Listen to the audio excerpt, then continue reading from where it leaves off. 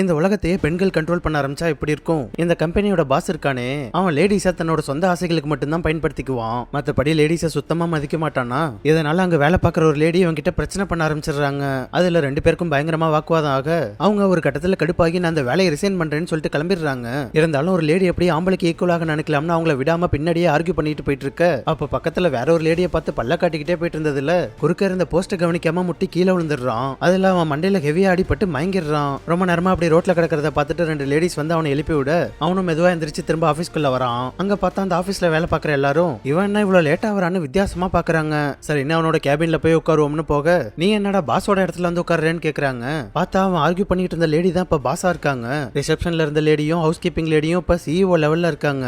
சரி அப்போ இதுக்கு முன்னாடி இருந்த சிஇஓ எங்கன்னு பார்த்தா அவர் இப்ப அந்த ஆபீஸ்ல பியூனா இருக்காப்ல.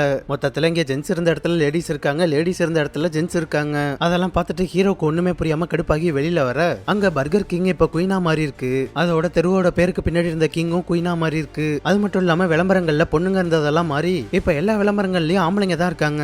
அதெல்லாம் பார்த்துட்டு ஹீரோக்கு தலையே சுத்த ஆரம்பிச்சிடுதா. அதனால நம்ம கொஞ்சம் ரெஸ்ட் எடுப்போம்னு வீட்டுக்கு வந்தா அங்க அவனோட அம்மாவும் தங்கச்சியும் உட்காந்து சரக்கு அடிச்சுக்கிட்டே டிவி பார்த்துக்கிட்டு இருக்காங்க.